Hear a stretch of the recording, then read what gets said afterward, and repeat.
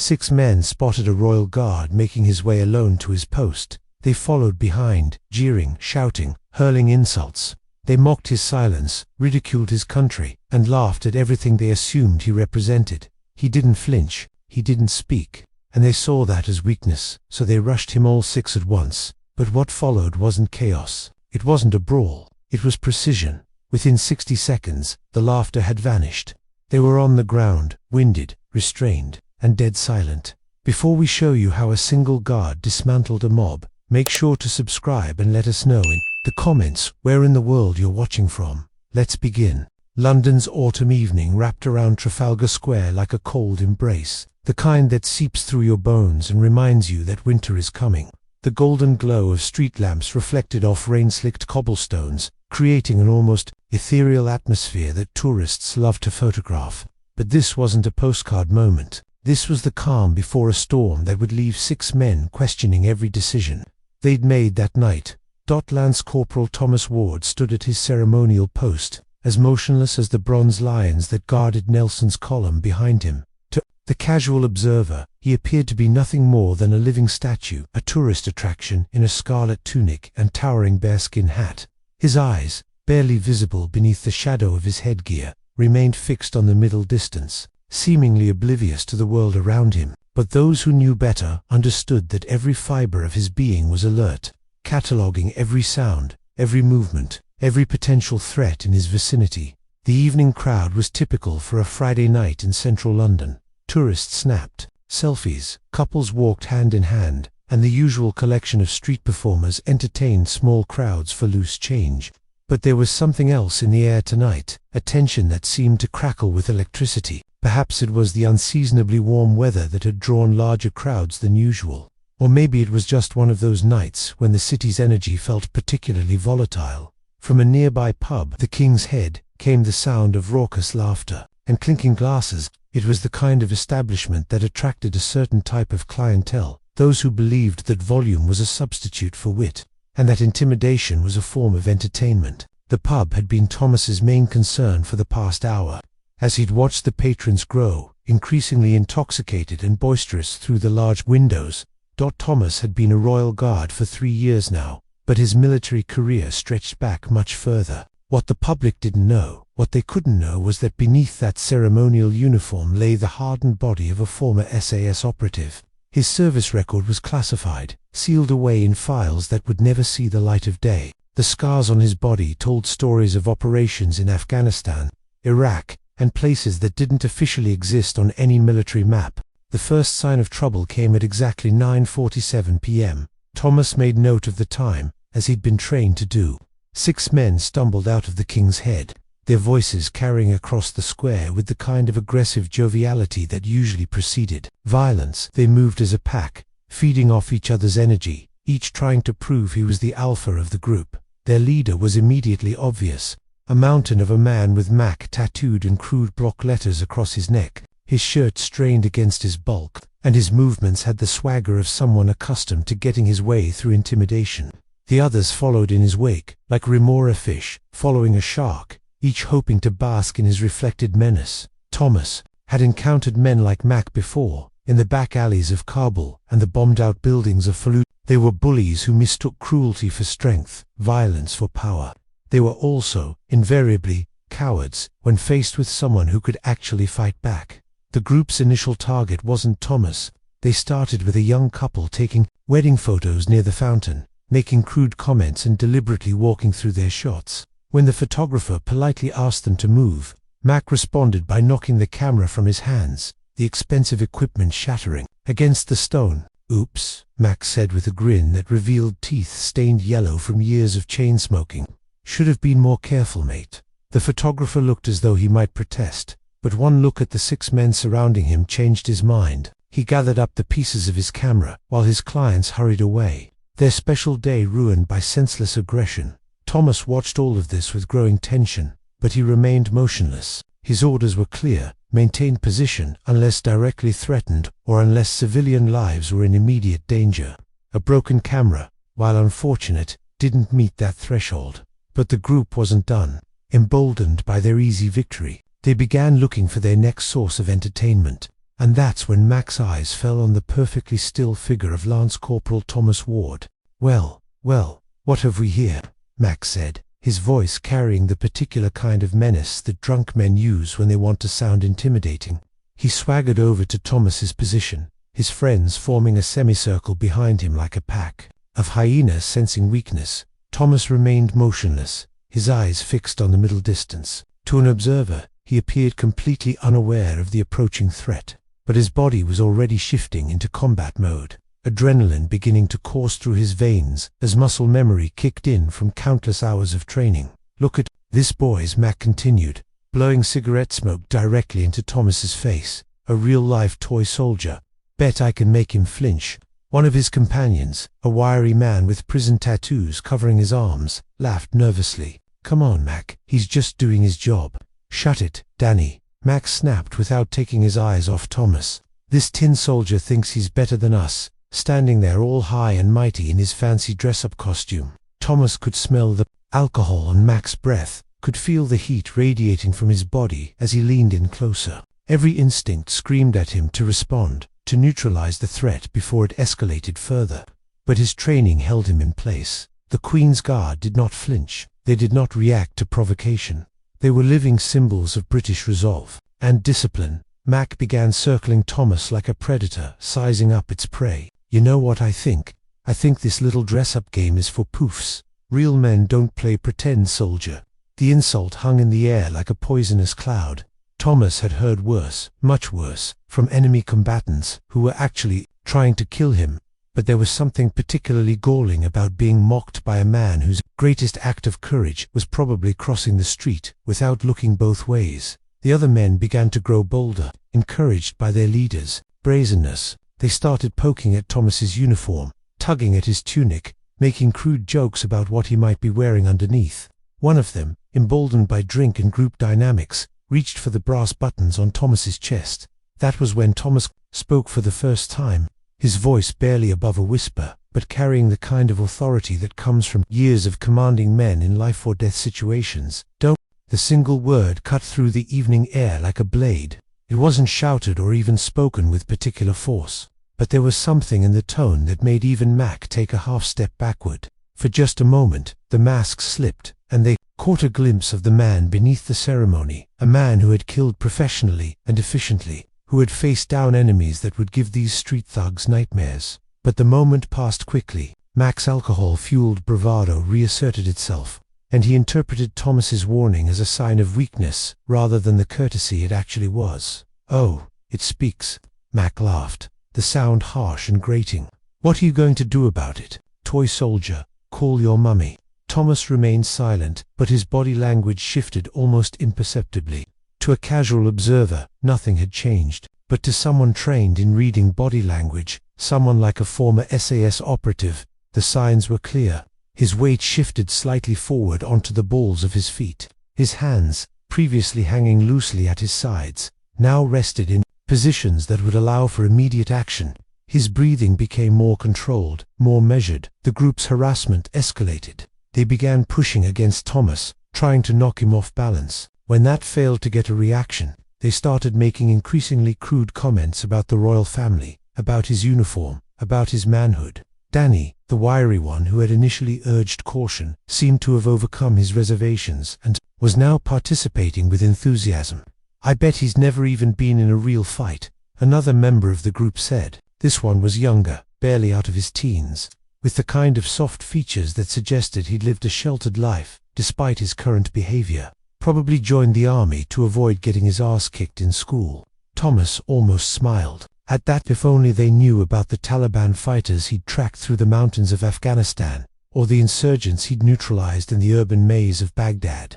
If only they understood that the man they were tormenting had been awarded medals for valor that he could never publicly acknowledge. But perhaps it was better that they didn't know. Perhaps it was better that they continued to see him as nothing more than a tourist attraction, a living statue in a funny hat.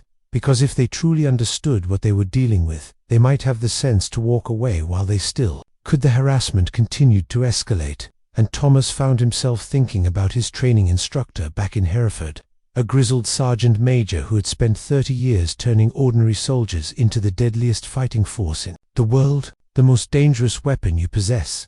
The sergeant major had said during one memorable lesson, isn't your rifle or your knife or your fists, it's your mind. Control your mind, and you control the battlefield.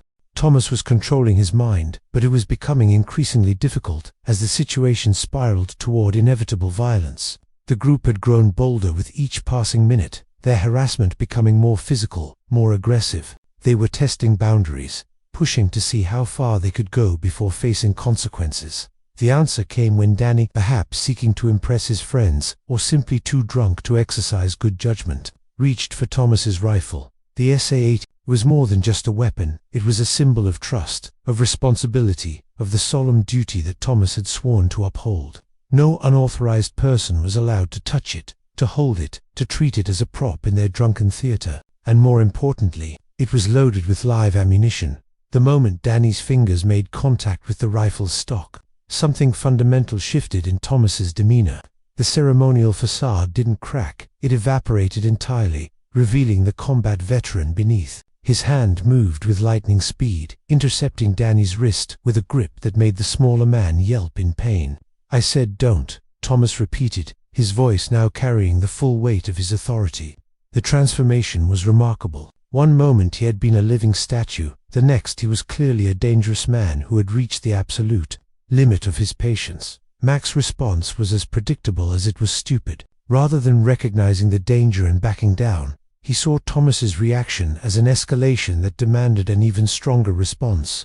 In his alcohol-addled brain, backing down now would mean losing face in front of his friends, and that was unacceptable. "Let him go, you poncy," Mac roared, swinging a haymaker that would have flattened a civilian, but seemed to move in slow motion to someone with Thomas's training and experience. What happened next was a masterclass in controlled violence, a demonstration of what happens when professional military training meets amateur thuggery. Thomas didn't just defend himself, he systematically dismantled 6 grown men with a kind of clinical efficiency that would have made his old instructors proud. His response to Mac's punch was textbook SAS, close quarters combat.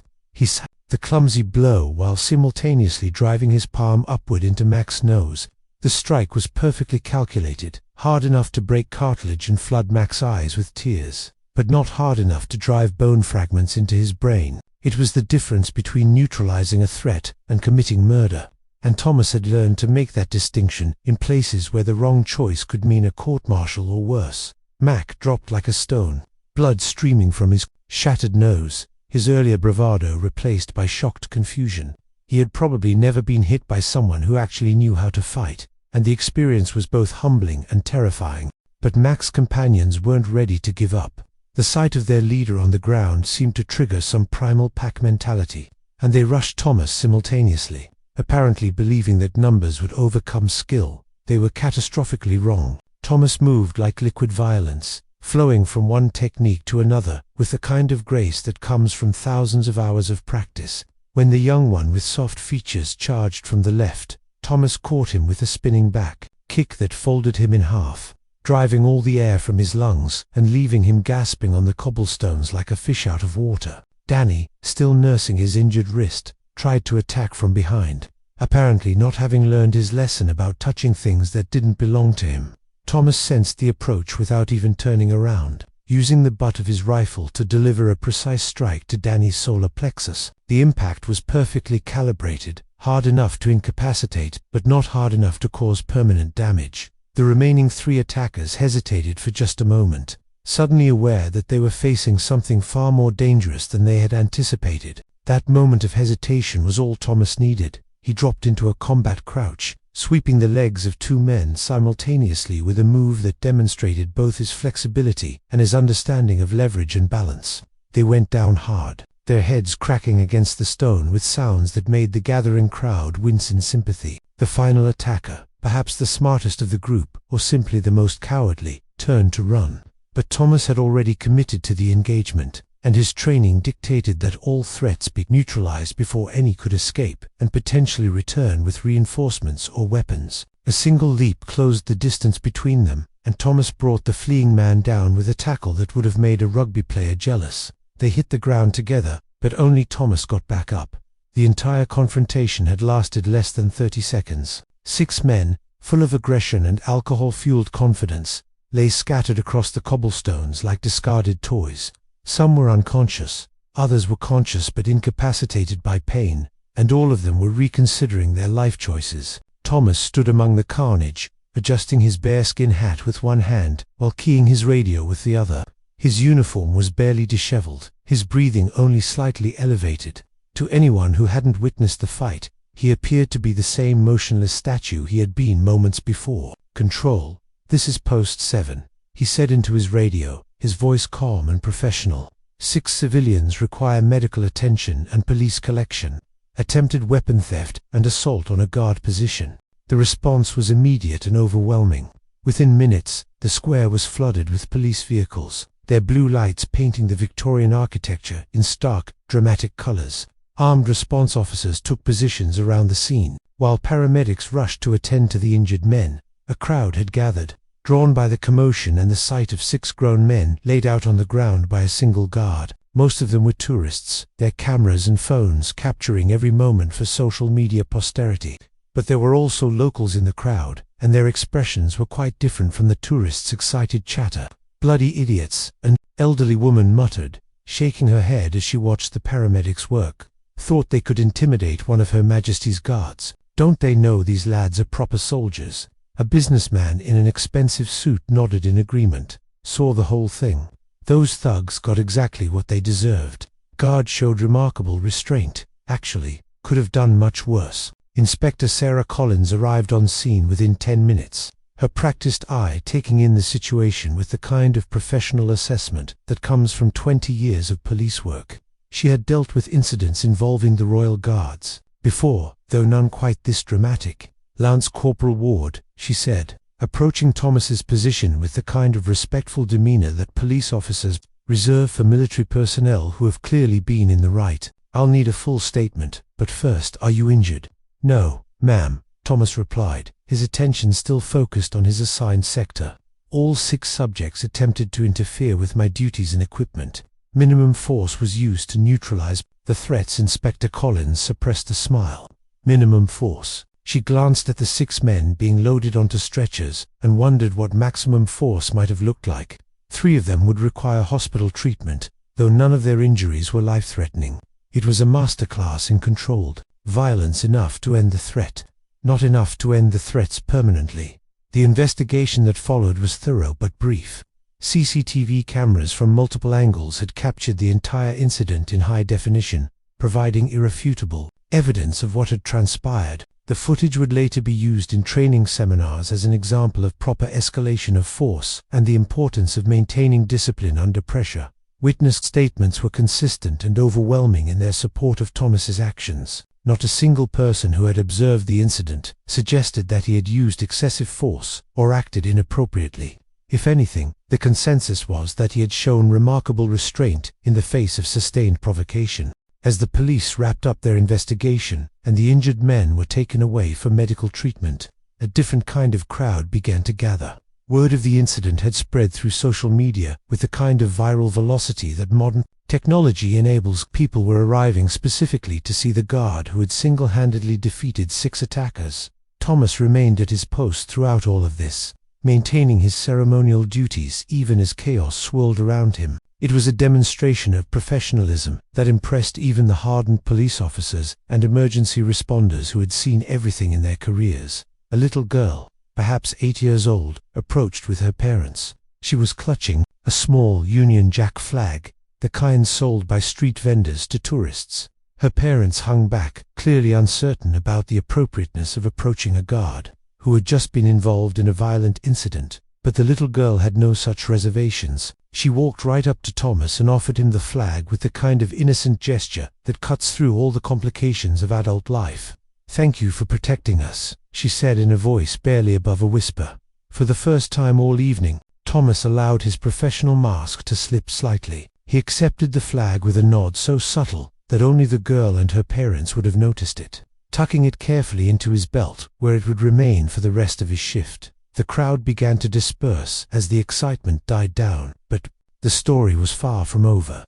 By morning, footage of the incident would be trending on every major social media platform. News outlets would be scrambling to get interviews with witnesses, and security experts would be analyzing the techniques that Thomas had used. But perhaps more importantly, the incident would serve as a reminder of something that many people had forgotten in an age of increasing skepticism about traditional institutions. The men and women who guard Britain's most important locations are not ceremonial figures or tourist attractions. They are professional soldiers, trained to the highest standards and capable of defending themselves and others when the cliff situation demands it. The 6 men who had learned this lesson the hard way would recover from their injuries, though their pride would take much longer to heal.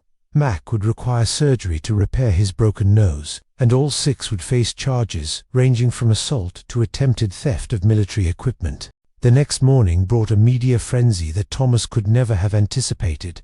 The story had legs, as journalists like to say, and it was running all over the world. "Royal Guard takes down 6 attackers" was the headline in the Times. "Don't mess with the Queen's Guard," proclaimed the Sun. International news outlets picked up the story, and suddenly Thomas found himself at the center of a global conversation about military training, traditional values, and the importance of respecting authority. In the barracks at Wellington Barracks, Thomas's fellow guards greeted him with the kind of good-natured ribbing that soldiers everywhere use to show affection and respect, but underneath the jokes was genuine pride. One of their own had upheld the reputation of the regiment in the most public way possible. "6 on 1, said Guardsman Peters, shaking his head in admiration as he watched the CCTV footage on his phone. "For the 10th time, and you made it look easy." "Training," Thomas replied simply, but there was more to it than that. Years of combat experience had given him something that no amount of peacetime training could provide: the ability to remain calm under pressure, to make split-second decisions, and to use exactly the right amount of force for each situation. Colonel Harrison, the commanding officer of Thomas's regiment, called him into his office that afternoon. Thomas expected a debriefing, possibly even a reprimand for becoming involved in a public incident. What he got instead was something quite different. "Sit down, Lance Corporal," the colonel said, gesturing to a chair across from his desk. "I've spent the morning fielding calls from journalists, politicians, and senior officers who all want to know the same thing: how one of my guards managed to handle 6 civilians without causing any permanent damage." Thomas remained silent, unsure where the conversation was heading. "The answer, of course, is training and experience," the colonel continued. "But more than that, it's discipline. You could have killed those men, couldn't you?" "Yes, sir," Thomas replied without hesitation. "But you didn't. You used exactly enough force to neutralize the threats and no more. That's the mark of a professional soldier, and it's exactly the kind of behavior I expect from the guards under my command." The colonel leaned back in his chair, studying Thomas with the kind of assessment that senior officers use when evaluating potential for promotion. "You know, this incident has done more for the reputation of the Royal Guards than a dozen public relations campaigns. People around the world are talking about the professionalism and capability of British soldiers. That's something to be proud of." In the months that followed, the incident became something of a legend. The CCTV footage was studied in military academies as an example of proper use of force. Security consultants used it to demonstrate the importance of professional training, and tourists visiting London would often ask their guides about the guard who fought 6 men. Thomas returned to his normal duties, though he was now something of a celebrity among his colleagues and the general public. He had proven something that many people had forgotten: that the ceremonial aspects of military service don't diminish the very real capabilities of the soldiers who perform them. The 6 men who had attacked him faced justice in the courts. Mac received the harshest sentence: 6 months in prison for assault and attempted theft. The others received lesser sentences, but all of them would carry the memory of that night for the rest of their lives. They had learned, in the most direct way possible, that actions have consequences and that some people are not to be trifled with. For Thomas, the incident served as a reminder of why he had chosen military service in the first place. It wasn't about the uniform or the ceremony or the tourist photos. It was about serving something larger than himself, about maintaining the standards and traditions that had made his country great, and about being ready to defend those standards when they were threatened. Years later, when he had retired from active service and was working as a security consultant, Thomas would sometimes be asked about that night in Trafalgar Square. He would usually deflect the questions, uncomfortable with the attention and the mythologizing that had grown up around the incident. But sometimes, when pressed by a particularly persistent interviewer, or when speaking to young soldiers who were just beginning their careers, he would offer a simple piece of advice that captured everything he had learned from his years of service. Train hard, stay disciplined, and remember that the uniform you wear represents something bigger than yourself. When you honor that responsibility, you'll find that you're capable of more than you ever imagined. The little girl who had given him the Union Jack flag that night would grow up to join the military herself, inspired by the example of quiet professionalism and controlled strength that she had witnessed. The flag, meanwhile, remained in Thomas's possession, a reminder that sometimes the most important battles are fought not on distant battlefields, but on the streets of home, in defense of the values and traditions that define a nation. In the end, the story of that night in Trafalgar Square was about more than just one soldier defending himself against 6 attackers. It was about the importance of discipline over aggression, training over bravado, and quiet competence over loud posturing. It was a reminder that true strength comes not from the ability to start fights, but from the wisdom to end them quickly and decisively when they become unavoidable. And in a world that often seems to celebrate the loud and the violent, it was a powerful demonstration that sometimes the most dangerous people are the ones who stand perfectly still, waiting patiently for others to make the first mistake.